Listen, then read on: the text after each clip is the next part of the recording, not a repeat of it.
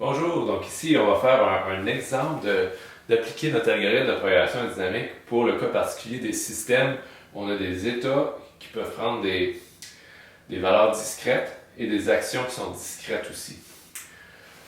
Donc on a vu dans la dernière capsule que ce genre de système-là, on peut ramener ça, visualiser ça comme un problème de trouver le chemin le plus court sur un graphe, où les nœuds du graphique, ça représente les états les valeurs que nos états peuvent prendre, et les arcs, c'est les décisions que notre agent peut choisir. Donc, choisir l'arc qu'on prend. Et l'autre critère pour que ce soit un problème de chemin plus court sur un graphe, c'est que l'évolution soit déterministe. Donc, il n'y a pas rien d'aléatoire ici. Si je décide d'aller vers B, je vais vraiment vers B ici. Donc, faisons ici un petit exemple de navigation. Donc, supposons que les lettres ici, les nœuds sur mon graphique, c'est des villes, et que moi j'habite à la ville A, puis je veux me rendre à l'aéroport qui est à la ville E. Donc, les états ici, ça va être les nœuds, qu'on va noter l'index I. Ici, dans ce cas-ci, ça va être A, B, c'est les lettres. Et ça correspond aux villes. Ensuite, les actions que je peux prendre, ça va être les arcs IJ. Donc, par exemple, au nœud A, j'ai deux actions possibles, aller vers la ville B ou aller vers la ville C. Ce qui représente un peu le trajet que je prends à partir d'une ville donnée. Et les coûts, ici, ça serait les longueurs d'arc qu'on notait dans l'algorithme AIJ. Ici, je les ai déjà écrits sur le graphique, c'est les chiffres ici qui correspondent à nos coûts de prendre ce trajet-là ici de A à B. Et supposons ici qu'on veut, pour interpréter notre algorithme, que c'est des dollars qui représentent la somme de ma consommation d'essence, et peut-être que j'ai des postes de payage sur certains ponts à payer sur mon trajet. Donc peut-être qu'ici, c'est plus de kilométrage pour aller vers B, mais peut-être qu'ici, j'ai un gros payage à payer. Donc on entrerait tout ça pour calculer le coût de chacun de nos segments de trajet. Un coup que tout ça est défini, ben, ensuite on peut appliquer l'algorithme de programmation dynamique. Il reste juste une chose à définir. Ici, on a un coût instantané qu'on a défini comme le coût à chaque arc. Mais ici, il faut falloir définir aussi un coût final. Dans un problème comme ça. Parce que si on ne définit pas de coût final, ou qui serait égal à 0, la meilleure solution, ça serait ce que l'algorithme va nous trouver, c'est bouge pas. Reste à ton endroit, tu vas avoir aucun coût, c'est l'idéal. Fait qu'il faut y rajouter une contrainte comme quoi on veut s'assurer qu'il finit son trajet à l'aéroport. Donc on va mettre un coût final qui est égal à 0 si à l'étape finale n, si i est égal à e, ou bien infini si i n'est pas égal à e. Donc, si on peut voir ça comme pour interpréter ce que ça représente, c'est on veut s'assurer qu'on ne manque pas notre avion. Fait que si on termine notre trajet sur notre horizon de temps, supposons que notre avion départ ici, on veut beaucoup pénaliser si on manque notre avion, fait qu'on met un coût infini. Si on manque l'avion. Dernier petit point, juste pour notre interprétation, supposons qu'on a discrétisé le temps en étapes d'1 heure. Donc, que chaque pas de cas dans le temps, c'est comme 1 heure. Puis qu'en 1 heure, je peux me rendre juste une étape plus loin comme ça. Ça va nous aider à interpréter un peu nos solutions ensuite. Donc maintenant, on peut appliquer notre algorithme de programmation dynamique, puis on va voir que je vais remplir le tableau ici au fur et à mesure. Ça, c'est nos cas. Et ça, c'est nos nos états qui sont représentés par l'index I dans l'algorithme. Donc, l'algorithme, on part de la fin, J de N, l'étape finale. Ici, ça va être égal à G de N. Donc, c'est 0 si on est égal à E ou infini pour le reste. Fait que, écrivons ici nos valeurs ici. A, genre infini, genre infini, genre infini, genre infini, et ici genre 0. Donc si à l'heure de départ de mon avion, je suis ailleurs que sur le nœud E, on pénalise ça avec un coût infini. Ensuite, notre algorithme, on va remonter dans le temps avec l'équation qu'on a vue dans la dernière capsule, qui est la valeur de coût à venir à l'étape K. Pour un nœud I, on va minimiser en fonction des arcs qu'on peut prendre. A, I, J, plus J de K plus 1 de J. Ici, on va rajouter aussi, dans un graphique comme ça, les arcs sont limités. Je ne peux pas aller de A vers E. Fait que ça, ici, on pourrait représenter ça par une contrainte ici, un ensemble de destinations possibles à partir du nœud I. Donc ici, si on fait un cas particulier, pour nous commencer, on va faire un calcul ici. Pour l'étape 3 et le nœud A, je vais minimiser en fonction de I, J appartient à partir de A, j'ai deux options, je peux aller vers B ou vers C. Fait que B ou C. Et qu'est-ce que je vais minimiser?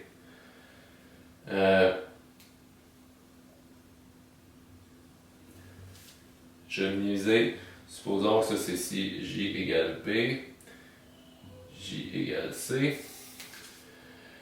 Si je vais vers B, mon coût instantané sur mon arc ici, mon arc AB c'est 10.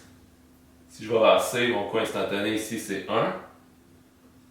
Plus, et ici il manque dans les deux cas le terme du coût à venir. Le coût à venir ici, on l'a calculé, c'est notre équation d'avant ici qu'on a mis dans le tableau. Ici je vais vers B, mon coût à venir de B à l'étape d'après c'est infini. Ou si je vais vers C, mon coût à venir c'est aussi infini. Fait que dans ce cas-ci, on trouve que même si je prends l'action optimale à partir de A, j'ai un coût à venir infini. Ce qui représente pour notre problème ici, c'est que si je suis 1 heure avant le départ de mon avion au nœud A, je vais manquer l'avion, c'est sûr.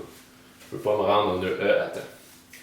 Et ici, l'autre chose qu'on va regarder en note, c'est l'action optimale, le nœud destination qu'on va noter J. Ici, les deux sont équivalents parce que les deux situations sont aussi pas bonnes. Donc, on pourrait noter B ou C, les deux, ça serait équivalent. Maintenant, on va refaire ça pour remplir tous nos autres nœuds. Et ensuite, on va refaire la même chose pour les étapes en reculant dans le temps comme ça. Donc, je ne vais pas écrire l'équation pour chacun des cas, on va juste regarder sur notre graphique rapidement.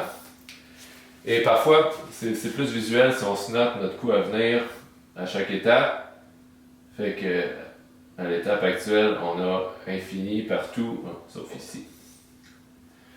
Fait que si on se trouve ici, ce qu'on vient de calculer, c'est 10 plus infini, c'est infini, 1 plus infini, c'est infini, pas rien d'optimal. À partir de B maintenant, j'ai le choix de 3 plus 0 ou bien 6 plus infini.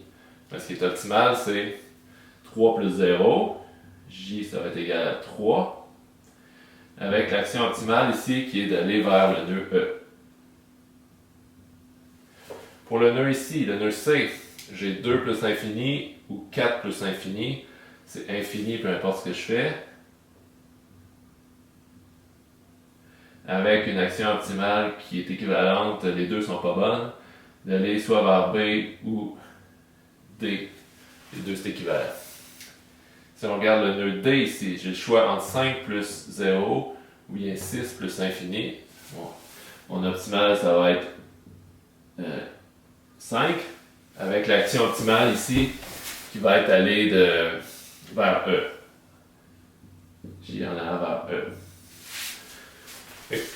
Puis, pour E, le coût, c'est toujours 0.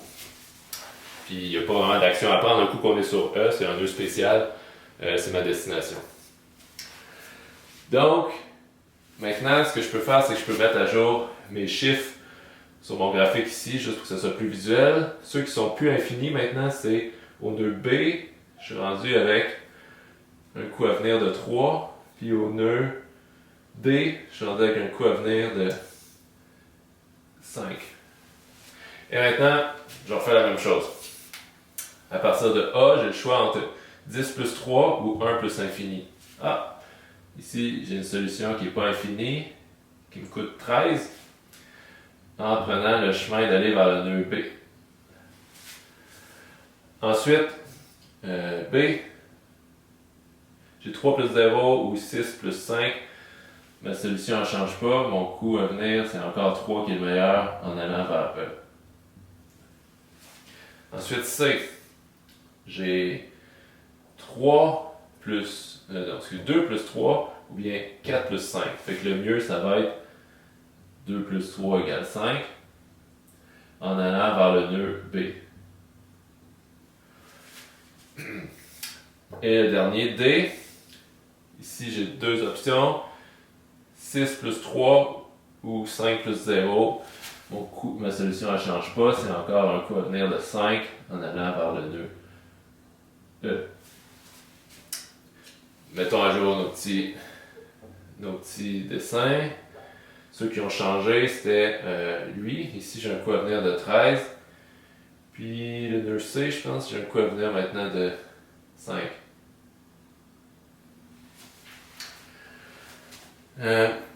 On calcule l'autre d'avant. Et à partir de A, ici, j'ai 10 plus 3 ou bien 1 plus 5. Ah, ici, ma solution, elle change. On a trouvé un meilleur chemin en passant par le nœud C, qui va être égal à 6, en allant vers le nœud C.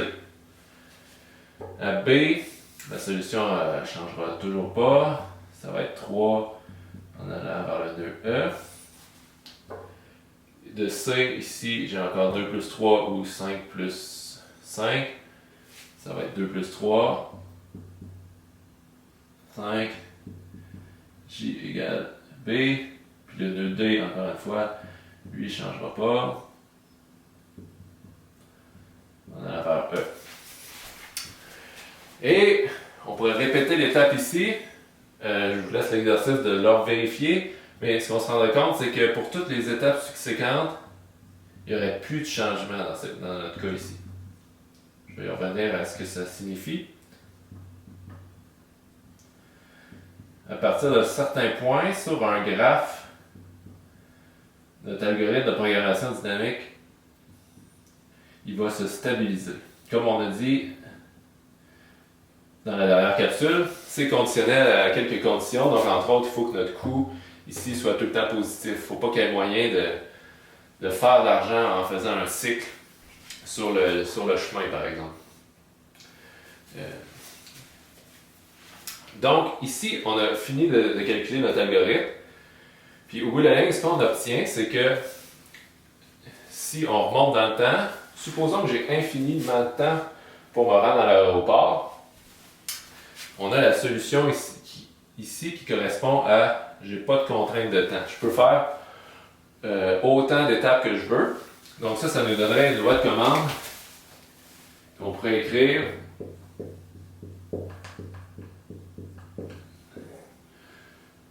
le U,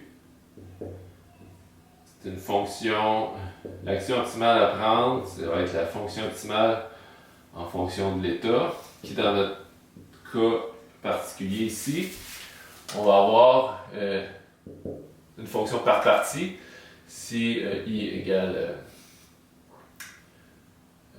A, si I égale B, si I égale C, si I égale D. on a les actions optimales qui sont ce que j'ai noté ici.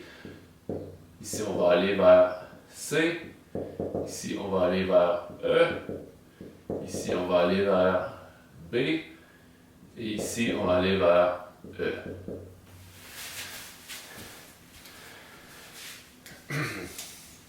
Donc ça nous indique c'est quoi la meilleure chose à faire si j'ai pas de contrainte de temps. Donc la solution, ça correspond à ce qu'on va appeler une solution pour un horizon de temps infini. Si on fait plein d'étapes, on va stabiliser vers une solution qui ne limite pas le nombre d'étapes.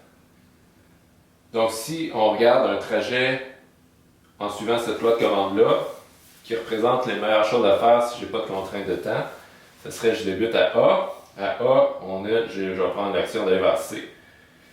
À C, je vais prendre l'action d'aller vers B. À B, je vais prendre l'action d'aller vers E. Donc on voit que ça nous a fait prendre le chemin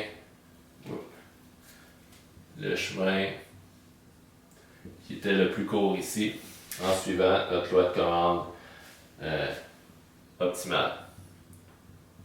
Ce qui est intéressant ici, c'est que les calculs intermédiaires, ils représentent aussi quelque chose de pertinent. Supposons que j'ai juste 2 heures pour me rendre à l'aéroport.